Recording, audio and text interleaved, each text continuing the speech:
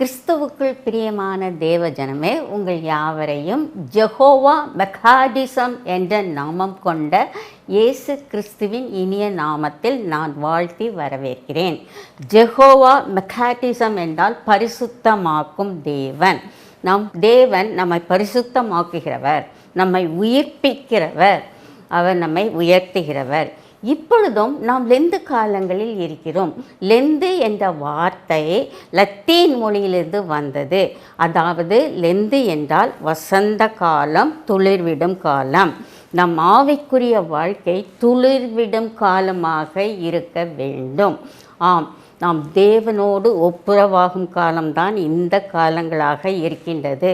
உன் ஆத்மா வாழ்கிறது போல நீ எல்லாவற்றிலும் வாழ்ந்து சுகமாய் இருக்க வேண்டும் என்று வேண்டுகிறேன் என்று வசனம் கூறுகிறது. நம் ஆத்மா வாழ வேண்டும், நம் ஆத்மா வளர வேண்டும், நம் ஆத்மா உயிர்மீட்சி அடைய வேண்டும். எனவே நாம் முழு இருதயத்துடனும் முழு ஆத்மாவுடனும் முழு பலத்துடனும் நாம் இயேசு கிறிஸ்துவின் மேல் அன்பு கூற வேண்டும், அவரை ஆராதிக்க வேண்டும். இந்த லெந்து காலங்களில் நாம் இயேசுவின் சாயலை பெற வேண்டும். இயேசுவுக்காக நாம் உயிர் வாழ வேண்டும், இயேசுவோடு நடந்து வாழ வேண்டும், அவர் கரம் பிடித்து வாழ வேண்டும். இயேசுக்குள் வேரூன்றி நாம் வளரக்கூடியவர்களாக இருக்கிறோம்.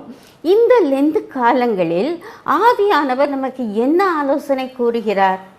ஆவியானவர் கூறுகிறார், பரிசுத்தமுள்ளவன் இன்னும் பரிசுத்தமாகட்டும் என்று கூறுகிறார். மேலும் நம் தேவன் நம்மை பார்த்து கூறுகிறார், நான் பரிசுத்தர், எனவே நீங்களும் பரிசுத்தராய் இருங்கள் என்று கூறுகிறார். இந்த லெந்து காலங்களில் நாம் பரிசுத்தத்தின் மேல் பரிசுத்தம் அடைய வேண்டும். அதற்கு 3 காரணிகள் இருக்கின்றது, பரிசுத்தமாக்கும் காரணிகள் 3 இருக்கின்றது. அவைதான் கிளென்சிங் ஏஜென்ட் என்று கூறுவார்கள். நம் ஆத்துமா பாவத்தினால் கரைப்பட்டிருக்கிறது, அது பரிசுத்தமாக்கப்பட வேண்டும். பரிசுத்தமாக்கும் இரத்தம், ஆம், சேக்ரட் பிளட். பரிசுத்தமாக்கும் வசனம், சேக்ரட் ஸ்கிரிப்சர். பரிசுத்தமாக்கும் ஆவியானவர், சேக்ரட் ஹோலி ஸ்பிரிட். இந்த 3ஐ பற்றி நாம் இப்பொழுது பார்க்கலாம். பரிசுத்தத்தின் மேல் பரிசுத்தம் அடைய வேண்டுமென்றால் இயேசு கிறிஸ்துவின் இரத்தம் நம் சகல பாவங்களையும் நீக்கி சுத்திகரிக்கக்கூடியதாக இருக்கின்றது. நம் தேவனாகிய கர்த்தர் நம்மை அசுத்தத்திற்கல்ல பரிசுத்தத்திற்கே நம்மை அழைத்திருக்கிறார். எனவே நாம் பரிசுத்த ஜாதியாக இருக்க வேண்டும், பரிசுத்த ஜனமாக இருக்க வேண்டும், பரிசுத்த ஆசாரிய கூட்டமாக தேவனுடைய சமூகத்தில் வந்து நிற்க வேண்டும் என்று தேவன் விரும்புகிறார். ஒரு சோப்பு எப்படி சரீரத்தை அழுக்கை நீக்குகிறதோ அதே போல இயேசு கிறிஸ்துவின் இரத்தம் நம் பாவக்கரையை நீக்கக்கூடியதாக இருக்கின்றது. அவருடைய இரத்தம் குற்றமற்றது, மாசற்றது, விலையேற பெற்றது, கரை திரை அற்றது. இயேசு கிறிஸ்துவின் இரத்தம் இந்த லெந்து காலங்களில் நம்மை பரிசுத்தமாக்கும். இதற்கு ஒரு வசனம் இருக்கிறது, அந்த வசனத்தை நான் இப்பொழுது வாசிக்கிறேன், நீங்கள் கேட்கலாம். எபிரேயர் 13:12. இயேசுவும் தம்முடைய சொந்த இரத்தத்தினாலே ஜனத்தை பரிசுத்தம் செய்யும்படியாக நகர வாசலுக்கு புறம்பே பாடுபட்டார். வசனம் மிக அழகாக கூறுகிறது, தம்முடைய சொந்த இரத்தத்தினாலே நம்மை பரிசுத்தமாக்கும்படி பாடுபட்டார். எருசலேம் நகருக்கு வெளியே கொல்கதாவில் சிலுவையில் அறையப்பட்டு இரத்தம் சிந்தினார். அந்த இரத்தத்தின் மூலம் நாம் பரிசுத்தமாக்கப்படுகிறோம், பாவ மன்னிப்பை பெறுகிறோம். ஆம், நாம் பாவ அழுக்கின் மூலம் உடைக்கப்பட்டு அவமானப்பட்டு பாவ சேற்றில் வீழ்ந்து கிடக்கிறோம். அப்பொழுது இயேசு கிறிஸ்து என்ற குயவன் வருகிறார், வந்து நம்மை அப்படியே எடுக்கிறார். எடுத்து தம்முடைய சொந்த இரத்தத்தினால் நம்மை கழுவி பாவத்தை கழுவுகிறார். புது ஒரு பாத்திரமாக நம்மை வணைக்கூடியவராக இருக்கின்றார். ஆம், மற்றொரு வசனமும் இதை மிகவும் அழகாக கூறுகிறது. இயேசு கிறிஸ்துவால் மட்டும்தான் நம்மை பரிசுத்தமாக்கப்படுவோம். 1 கொரிந்தியர் 6:11 கூறப்பட்டிருக்கிறது, இயேசு கிறிஸ்துவின் நாமத்தினாலே நீங்கள் கழுவப்பட்டீர்கள். இயேசு கிறிஸ்துவின் நாமத்தினாலே நீங்கள் பரிசுத்தமாக்கப்பட்டீர்கள், இயேசு கிறிஸ்துவின் நாமத்தினாலே நீங்கள் நீதிமான்களாக்கப்பட்டீர்கள் என்று கூறப்பட்டிருக்கிறது. இந்த உலகத்தில் எல்லா மக்களும் பாவக்கரையை நீக்க பல வழிகளை பின்பற்றுகிறார்கள். அவர்கள் பரிசுத்தமாக இருக்க வேண்டும் என்று நினைக்கிறார்கள். ஒன்று மட்டும் நிச்சயம், நமது பாவக்கரை நீக்கப்பட வேண்டுமென்றால் நாம் என்ன செய்ய வேண்டும்? இயேசு கிறிஸ்துவின் இரத்தத்தால் கழுவப்பட வேண்டும். இது மிக மிக முக்கியமானது ஒன்றாகும். எனவே நாம் இந்த லெந்து காலங்களில் பாவ மன்னிப்புக்காக இயேசுவின் பாதத்தில் அமர்ந்து பாவ மன்னிப்பை பெற்று நம்மை பரிசுத்தப்படுத்த வேண்டும். தானியேலை போல நாம் இருக்க வேண்டும். அவன் தீட்டுப்படுத்தக்கூடாதபடி அந்த பாபிலோன் அரண்மனையில் ராஜாவின் போஜனத்தையும் மதுபானத்தையும் எடுத்துக்கொள்ளாமல் தன்னை தீட்டுப்படுத்தவில்லை. அதே போல் இந்த உலகத்தில் நாமும் பாவத்தால் தீட்டுப்படுத்தப்படாதபடி நம்மை பாதுகாத்து கொள்ள வேண்டும். அந்த பாதுகாப்பு வளையம்தான் இயேசு கிறிஸ்துவின் இரத்தம். இதற்கு ஒரு ஆழமான ஒரு வாஞ்சை நமக்கு இருக்க வேண்டும். எனக்கு இயேசுவின் இரத்தம் வேண்டும் என்ற வாஞ்சை இருக்க வேண்டும். உறுதியான தீர்மானம் இருக்க வேண்டும். திட்டமான அர்ப்பணிப்பு இருக்க வேண்டும். வேதத்தில் பல பரிசுத்தவான்களை பற்றி குறிப்பிடப்பட்டுள்ளது. ஆம், ஆபிரகாம், நோவா, யோசேப்பு, தானியேல், ஏசாயா, எசேக்கியேல், பவுல் போன்றவர்கள் பரிசுத்தவான்கள் என்று குறிப்பிடப்பட்டிருக்கின்றது. ஏனென்றால் அவர்கள் இயேசுவுக்குள் பரிசுத்தவான்களாய் இருந்தார்கள். நாமும் என்ன செய்ய வேண்டும்? பரிசுத்தப்பட வேண்டுமென்றால் இயேசுவை நோக்கி ஓட வேண்டும். நாம் பாவ சேற்றில் இருக்கிறோம். எப்படி கெட்ட குமாரன் பாவ சேற்றிலிருந்து எழுந்து தகப்பனை நோக்கி ஓடுகிறானோ அதே போல் நாமும் ஓட வேண்டும். நம்முடைய ஃபஸ்ட்டு ஸ்டெப் பின்புதான் இயேசு கிறிஸ்து நம்மிடம் ஓடி வருகிறார். ஆம், பல இல்லஸ்ட்ரேஷன்ஸ் மூலம் நான் உங்களுக்கு இதை விளக்கக்கூடும். கற்சாடியில் தண்ணீரை ஊற்றுவது நமது கடமை. அந்த தண்ணீரை திராட்சரசமாக மாற்றுவது இயேசுவின் கடமை. அதே போல் இயேசுவிடம் ஓடுவது நமது கடமை. நம்மை பாவியிலிருந்து பரிசுத்தவானாக மாற்றுவது இயேசுவின் கடமை. கல்லறையில் கல்லை புரட்டி போட வேண்டியது நமது கடமை. இயேசு கிறிஸ்து நமக்கு உயிர் மீட்பு கொடுப்பார். 5 அப்பம் 2 மீனை எடுத்து இயேசுவின் கரத்தில் கொடுக்க வேண்டியது நமது கடமை. அதாவது நம்மையே இயேசுவின் கரத்தில் கொடுக்க வேண்டும். அப்பொழுது அதை பெருக பண்ணுகிறவர் இயேசு கிறிஸ்து. இந்த லெந்து காலங்களில் நன்றாக நினைவில் வைத்து கொள்ளுங்கள். வேதம் வாசிப்பதின் மூலம், ஜெபிக்கிறதின் மூலம், தான தர்மம் செய்வதின் மூலம் நாம் பாவ மன்னிப்பை பெற்று பரிசுத்தத்தின் மேல் பரிசுத்தம் அடைகிறோம். உலக புகழ்பெற்ற ஒரு பாடகன் ஒருவன் அமெரிக்காவில் இருந்தான். அவன் கிறிஸ்தவ குடும்பத்தில் பிறந்தான். அதிக பாவங்களை செய்தான்.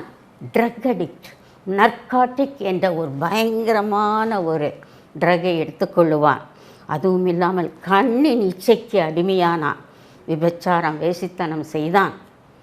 அவன் தனது முகத்தையும் தனது மூக்கையும் பிளாஸ்டிக் சர்ஜரி செய்து கொண்டான். பாவத்தில் வீழ்ந்து கிடந்தான். இயேசுவிடம் செல்லவில்லை. நடந்தது என்ன? பாவம் அவனை தொடர்ந்து பிடித்தது. பாவம் அவன் வாசற்படியில் படுத்தது. எனவே அவன் தானே தற்கொலை செய்து கொண்டு இறந்து விட்டான். நாம் பாவத்திலிருந்து விடுபட வேண்டும். சாத்தானின் அடிமைத்தனத்திலிருந்து விடுபட வேண்டும். இயேசுவின் இரத்தம் ஜெயம், இயேசுவின் இரத்தம் ஜெயம் என்று சொல்லிக்கொண்டே நாம் இருக்க வேண்டும். 2வது கிளென்சிங் ஏஜெண்ட் என்னவென்றால் வசனம். வேதத்தை எடுக்க வேண்டும், வாசிக்க வேண்டும், படிக்க வேண்டும், தியானிக்க வேண்டும். அதில் கொடுக்கப்பட்டுள்ள கட்டளைகளின்படி நாம் கீழ்ப்படிந்து நடக்க வேண்டும். அப்பொழுது நாம் நம்மை பரிசுத்தப்படுத்தி கொள்ளலாம். இதை ஒரு வசனத்தின் மூலம் நான் உங்களோடு கூட பகிர்ந்து கொள்ள விரும்புகிறேன். யோவான் 17:17, உமது சத்தியத்தினாலே அவர்களை பரிசுத்தமாக்கும், உம்முடைய வசனமே சத்தியம், உம்முடைய வசனமே சத்தியம். எனவே சத்தியத்தின் மூலம் நாம் வசனத்தின் மூலம் பரிசுத்தமாக்கப்படுகிறோம். இந்த வசனம் இயேசு கிறிஸ்து சீஷர்களுக்காக செய்த ஜெபம். இன்றும் நமக்காக ஜெபிக்கிறார். என் மகளே, என் மகனே, நீ வசனத்தை வாசி, நீ பரிசுத்தமான ஒரு வாழ்க்கையை, உன் ஜீவித்தை நடத்த வேண்டும் என்று அவர் கூறிக்கொண்டே இருக்கிறார். மற்றும் ஒரு வசனம் இதை நமக்கு வலியுறுத்தக்கூடியதாக இருக்கின்றது. வெளிப்படுத்தினல் 22:11. அநியாயம் செய்கிறவன் அநியாயம் செய்யட்டும், அசுத்தமாயிருக்கிறவன் அசுத்தமாயிருக்க வேண்டும், நீதி உள்ளவன் நீதி செய்யட்டும், பரிசுத்தவான் பரிசுத்தமாகட்டும். வசனம் என்ன கூறுகிறது? பரிசுத்தவான் பரிசுத்தமாகட்டும் என்று கூறப்பட்டிருக்கிறது. எனவே இயேசு கிறிஸ்துவின் இரத்தத்தால் நாம் கழுவப்படும் பொழுது பாவ மன்னிப்பை பெறுகிறோம். நாம் நீதிமான்கள் ஆக்கப்படுகிறோம், நாம் பரிசுத்தவான்களாக ஆக்கப்படுகிறோம். வசனத்தை அனுதினமும் வாசிக்க வேண்டும். 1 மணி நேரம் வாசித்தால் 2 மணி நேரம் வாசிக்க வேண்டும். வசனத்தை தியானிக்க வேண்டும். ஏனென்றால் வசனத்தை வாசிக்கும் பொழுது நாம் பரிசுத்தத்தின் மேல் பரிசுத்தம் அடைந்து பூரணம் அடைகிறோம். அதுவும் இல்லாமல் வசனத்திற்குள் ஒளி இருக்கிறது, வல்லமை இருக்கிறது, ஜீவன் இருக்கிறது. அது பேதையை ஞானியாக்குகிறது, பாவியை பரிசுத்தவானாக மாற்றக்கூடியதாக இருக்கின்றது. தேவனுடைய வசனம் ஒரு கண்ணாடி போன்றது. நாம் எப்படி கண்ணாடியில் முகத்தை முகமுகமாய் பார்க்கிறோமோ அதே போல் வசனத்தை வாசிக்கும் பொழுது வசனம் நமக்கு அந்த படத்தை நன்றாக பிரதிபலிக்கிறது. நாம் ஒரு பாவியாக இருந்தால் வசனம் குறிப்பிட்டு சொல்லும், நீ ஒரு பாவி. நாம் ஒரு குற்றவாளியாக இருந்தால் நீ ஒரு குற்றவாளி. நான் ஒரு பொய்யனாக இருந்தால் நீ ஒரு பொய்யன். அதே போல் கொலை செய்துவிட்டு வசனத்தை எடுத்து வாசிக்கும் பொழுது அந்த மனிதனுக்கு மனச்சாட்சி வசனத்தின் மூலம் பேசும். நம்முடைய ஆத்மாவின் நிலைமையையும் நம்முடைய ஆவிக்குரிய நிலைமையையும் படம் பிடித்து காட்டுவது வசனமாக இருக்கின்றது. அனுதினமும் நாம் வசனத்தை படித்து கொண்டே இருக்க வேண்டும். தேவனானவர் நமக்கு ஒரு சட்ட புத்தகத்தை கொடுத்திருக்கிறார், அதுதான் வேதாகமம். அங்கு சட்டத்திட்டங்கள் இருக்கிறது. Do this, don't do this, talk this, don't talk like this. இப்படிப்பட்ட சட்டங்கள் கட்டளைகள் மூலம், கற்பனைகள் மூலம், நியாயப்பிரமாணங்கள் மூலம் நமக்கு கொடுக்கப்பட்டிருக்கின்றது. அந்த சட்டங்களை நாம் கைப்பற்ற வேண்டும். வசனம் வசனம் வசனம் 2 தீமோத்தேயு 3:17 கூறப்பட்டிருக்கிறது. வேத வசனங்கள் எல்லாம் தேவ ஆவியினால் நமக்கு அருளப்பட்டிருக்கிறது. தேவ வசனம் நம்மை உபதேசிக்கும். Yes my child you do this என்று உபதேசிக்கும், நம்மை கடிந்து கொள்ளும். நாம் பாவம் செய்யும்போது வசனம் கடிந்து கொள்ளும், நம்மை சீர்திருத்தும், நம்மை நீதியின்படி நடக்க வைக்கும். இதைத்தான் அந்த வசனத்தில் நாம் வாசிக்கிறோம். தேவனுடைய வசனம் நம் கால்களுக்கு தீபமும் நம் பாதைக்கு வெளிச்சமாக இருக்கிறது. பாவம் என்ற குழியில் விழாதபடி வசனம் நம்மை பாதுகாக்கும். சங்கீதம் 119:9 கூறப்பட்டிருக்கிறது, வாலிபன் தன் வழியை சுத்தம் பண்ண வேண்டுமென்றால் உமது வசனத்தின்படி தன்னை காத்து கொள்ள வேண்டும். வாலிபன் மட்டுமல்ல, சிறியவர்கள் பெரியவர்கள், ஏழைகள் பணக்காரர்கள், யாராயிருந்தாலும் வசனத்தின்படி நாம் காத்து கொண்டால் நாம் பரிசுத்தத்தை அடையக்கூடியவர்களாக இருக்கிறோம். நாம் இயேசுவின் ஊழியக்காரர்கள். பரிசுத்த ஜீவியம் நாம் நடத்த வேண்டும். எனவே வேதாகம் நமக்கு ஒரு ஆளுகை தரக்கூடியதாக இருக்கின்றது. உலகத்தில் அநேக சட்ட புஸ்தகங்கள் இருக்கிறது. பேச்சுலர் ஆஃப் லா படிக்கிறவர்களுக்கு தெரியும், மாஸ்டர் ஆஃப் லா படிக்கிறவர்களுக்கு தெரியும், சட்ட புத்தகங்கள் நிறைய இருக்கிறது. அந்த சட்டம் ஒரு நாளும் நம்மை பரிசுத்தப்படுத்த முடியாது. வேதத்தில் கொடுக்கப்பட்டுள்ள சட்டங்கள் தான் நம்மை பரிசுத்தப்படுத்தக்கூடும். உலகத்தில் அநேக தத்துவ ஞானிகள் இருக்கிறார்கள். அவர்கள் தத்துவங்களை சொல்லிக்கொண்டே இருக்கிறார்கள். கிரேக்க நாட்டில் சாக்ரட்டிஸ், பிளேட்டோ, அரிஸ்டாட்டில் என்பவர்கள் தத்துவத்தின் மேல் தத்துவம் சொன்னார்கள். அந்த தத்துவங்கள் நமக்கு பரிசுத்தத்தை கொடுக்காது. பரிசுத்தத்தை கொடுப்பது வேத வசனம் ஒன்றுதான். சாத்தான் நம்மை சோதிக்கும் பொழுது என்ன சொல்ல வேண்டும்? சாத்தானே, நீ தோல்வி அடைந்தாய். உன் தலையை இயேசு கிறிஸ்து சிலுவையில் நொறுக்கி போட்டார். பாவமே, நீ என்னை ஒன்றும் செய்ய முடியாது.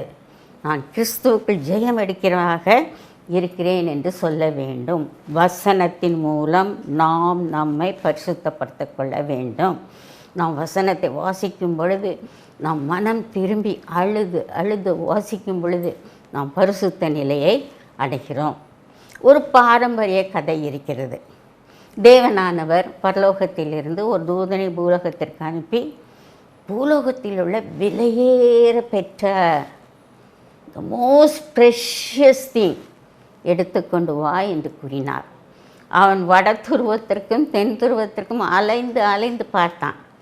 அப்பொழுது கேள்விப்பட்டான், லண்டன் மாநகரத்தில் ராணியின் பொன் மகுடத்தில் நவரத்ன கற்கள் இருக்கிறது, அதுதான் உலகத்திலே விலையேறப்பட்டது என்று கேள்விப்பட்டான். அதை எடுத்துக்கொண்டு சென்றான். பரலோக வாசலில் போகும் பொழுது பரலோகத்தின் ஜோதியால் அது மங்கி காணப்பட்டது. நோ நோ நோ இது விலையேறப்பட்டது இல்லை என்று சொல்லி பூமிக்கு வந்தான். அப்பொழுது ஒருத்தங்க சொன்னாங்க, அமெரிக்காவில் கோஹினூர் டைமண்ட் இருக்கிறது, அது மிகவும் விலையேறப்பட்டது என்று கூறினார்கள். அந்த கோஹினூர் டைமண்டை எடுத்துக்கொண்டு பரலோக வாசலில் போனான். அது ஒரு விளையாட்டு பொருளாக தெரிந்தது. உடனே கீழே வந்தான். அவன் போய்கொண்டே இருக்கும் பொழுது ஒரு அழுகை சத்தம் கேட்டது. ஒரு பாவி மனம் கசந்து கையில் வேதத்தை வைத்துக்கொண்டு வசனத்தை வாசித்து கொண்டு அழுது அழுது வசனத்தை வாசித்து கொண்டிருந்தான். அப்பொழுது அவன் வந்தான். இதுதான் என் இயேசுவுக்கு பிரியமான விலையேறப்பெற்ற கண்ணீர் என்று ஒரு பொற்கிணத்தை எடுத்துகிட்டு வந்து அந்த கண்ணீரை பிடித்து கொண்டு இயேசுவுக்கு கொண்டு கொடுத்தான். ஆம், வசனம் என்ன சொல்கிறது? மனம் திரும்புகிற ஒரே பாவி நிமித்தம் பரலோகத்தில் மிகுந்த சந்தோஷம் உண்டு. வசனத்தின் மூலம் நாம் மனம் திரும்பி பரிசுத்தமாக்கப்பட வேண்டும். மூன்றாவது கிளென்சிங் ஏஜென்ட் என்னவென்றால் ஆவியானவர். பரிசுத்த ஆவியானவர் நம்மை பரிசுத்தப்படுத்துகிறார். வசனம் கூறுகிறது, நீங்கள் தேவனுடைய ஆலயமாக இருக்கிறீர்கள் என்றும் ஆவியானவர் உங்களுக்குள் வாசமாக இருக்கிறீர் என்றும் அறியீர்களா என்று கேட்கப்பட்டிருக்கிறது. பரிசுத்த ஆவி நமக்குள் இருக்கும் பொழுது நாம் பரிசுத்த ஆலயமாக இருக்கிறோம். மற்றொரு வசனம் மிக அழகாக கூறுகிறது. அதை நான் இப்பொழுது வாசிக்கப் போகிறேன். 2 தெசலோனிக்கேயர் 2:13. கர்த்தருக்கு பிரியமான சகோதரரே, நீங்கள் ஆவியினாலே பரிசுத்தமாக்கப்படுகிறதினாலும் சத்தியத்தை விசுவாசிக்கிறதினாலும் ரட்சிப்படையும் படிக்கு ஆதி முதல் தேவன் உங்களை தெரிந்து கொண்டார். ஆம், பரிசுத்த ஆவியினால் பரிசுத்தமாக்கப்படுவதற்கு நம்மை தெரிந்து கொண்டிருக்கிறார். நாம் தேவனுடைய ஆலயம், நாம் ஆவியானவரால் பரிசுத்தமாக்கப்படுகிறோம் என்று இந்த வசனம் கூறுகிறது. ஆவியானவர் நமக்குள் இருக்கிறார். சில வேளை நாம் பாவம் செய்யக்கூடும். அப்பொழுது ஆவியானவர் வாக்குக்கடங்காத பெருமூச்சுடன் நமக்காக மன்றாடி ஜெபிக்கிறார். அப்பொழுது மீண்டும் நாம் பரிசுத்தம் அடைவோம். நாம் யாவரும் இயேசு கிறிஸ்துவின் சுவிசேஷ ஊழியம் செய்பவர்கள். தேவன் நம்மிடத்தில் எதிர்பார்ப்பது பரிசுத்த ஜீவியம்.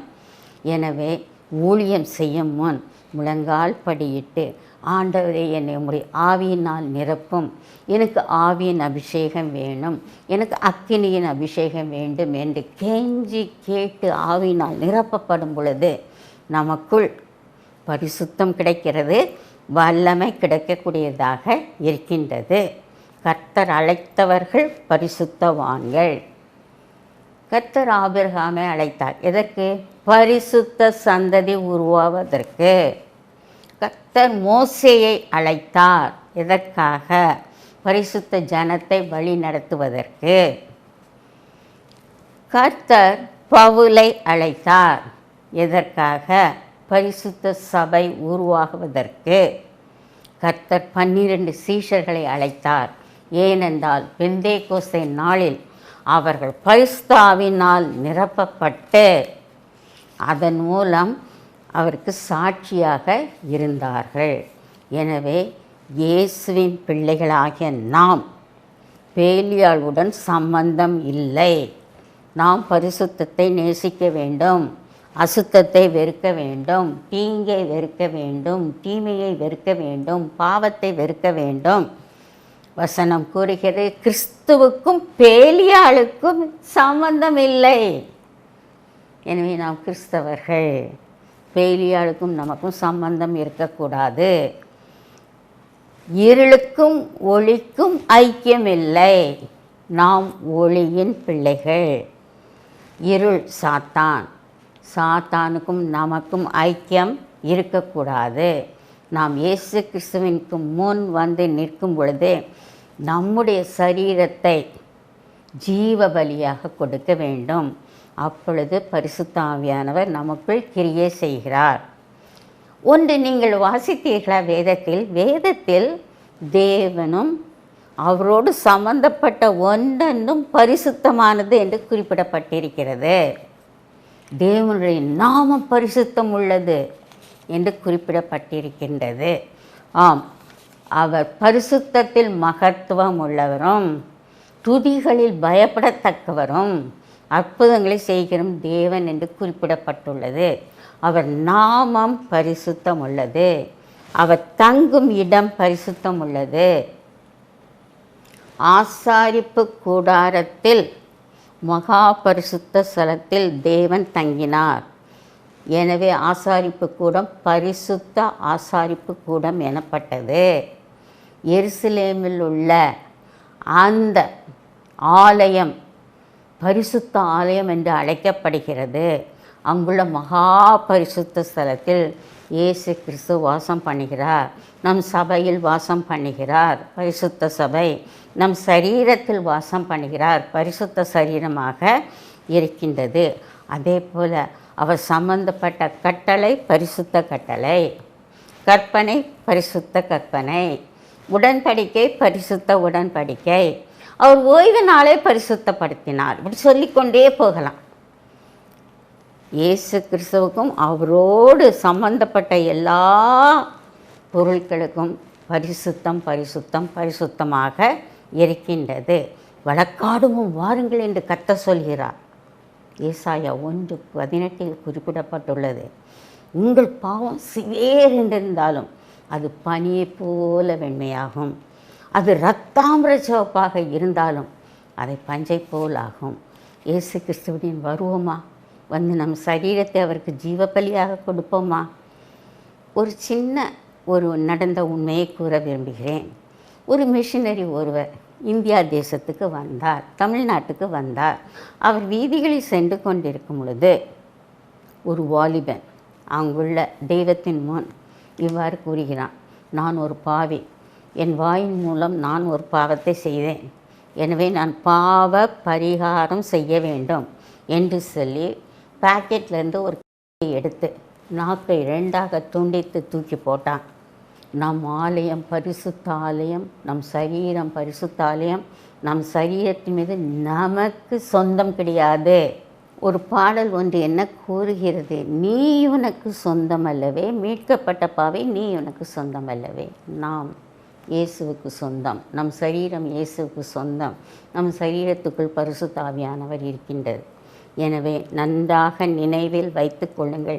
இந்த லெந்து காலத்தில் நாம் பரிசுத்தமாக்கப்பட வேண்டும்.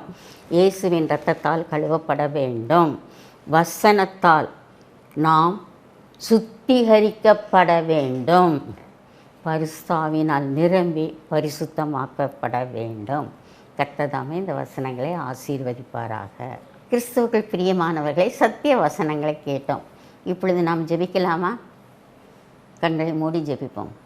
பரிசுத்த கூட்டம் நடுவில் ஜொலித்திரும் சுத்த ஜோதியே, இப்பொழுது நாங்கள் வேதத்தின் அடிப்படையில் எவ்வாறாக நாங்கள் பரிசுத்தமாக கூடும் என்று பார்த்தோம். கர்த்தாவே, உம்முடைய பரிசுத்த ஆவியினால் எங்களுக்கு சத்தியங்களை நீர் விளக்கி தந்தீர். அதற்காக உமக்கு துதிக்கிறோம் கர்த்தாவே. இப்பொழுதும் உம்முடைய குற்றமற்ற இரத்தத்திற்காக நாங்கள் கெஞ்சி நிற்கிறோம் கர்த்தாவே. நாங்கள் பாவிகள், ஆம் கர்த்தாவே, எங்கள் பாவக்கரையை நீர் ஒருவரே எடுத்து போடக்கூடும். நீர் தயவாய் எங்கள் மத்தியில் ஒளியாக வாரும், வந்து இருள் என்னும் பாவத்தை எடுத்து போடும். எங்கள் மத்தியில் நீ ஜீவனாக வாரும், ஜீவனாக வந்து எங்களை உயிர்ப்பியும், எங்கள் சரீரத்தை உயிர்ப்பியும், ஆவி ஆத்மா சரீரத்தை நீர் உயிர்ப்பியும். எங்கள் மத்தியில் நீர் ஒரு மருத்துவராக வந்து எங்களுக்கு ஆத்தும ஆதாயத்தை கொடுக்கும் வண்ணமாக ஒரு நல்ல ஆத்மாவை எங்களுக்கு கொடும் கர்த்தாவே. சுகவீன ஆத்மா எங்களுக்கு தேவையில்லை. எங்களுக்கு வேண்டியது பரிசுத்தமான ஆத்மா. அந்த பரிசுத்தமான ஆத்மாவை உம்முடைய வசனத்தின் மூலமும் உடைய பரிசுத்தாவின் மூலமும் நாங்கள் பெற்றுக்கொள்ள கிருபை புரியும் கர்த்தாவே. இப்பொழுதும் நீர் எங்கள் மத்தியில் ஒரு நல்ல சமாரியானாக வந்து எங்கள் பாவக்கட்டுகளை அறுத்து போட்டு பாவக்கரைகளை நீர் நன்றாக சுத்தம் பண்ணி எங்களை உயிர்ப்பியும் கர்த்தாவே. நீர் செய்ய போகிறதற்காக நன்றி நன்றி நன்றி. நீர் இன்று முதல் அடுத்த வாரம் நாங்கள் உம்மை சந்திக்கும் வரை எங்களோடு கூட இருந்து எங்களை ஆசீர்வதித்து பாதுகாத்து வழிநடத்த வேண்டும் என்று இயேசு கிறிஸ்துவின் இனிய நாமத்தில் கொள்கிறேன் கர்த்தாவே. ஆமென் ஆமென்.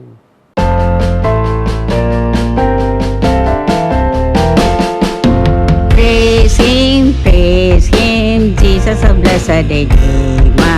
Sing, oh yeah, His wonderful love proclaim. Hail Him, highest archangels in glory. Strength and honor give to His holy name. Like a shepherd, Jesus will guard His children. In His arms He carries them all day long. Praise Him, tell of His excellent greatness. Praise Him, ever in joyful song. Praise Him, Jesus our blessed Redeemer. For our sins He suffered and bled and died. He our rock, our hope of eternal salvation. Hail Him, Jesus the crucified. Sound His praises, Jesus who bore our sorrows. Love unbounded, wonderful, deep and strong. Praise Him, tell of His excellent greatness. Praise Him, ever in joyful song. Praise Him, Jesus our blessed Redeemer.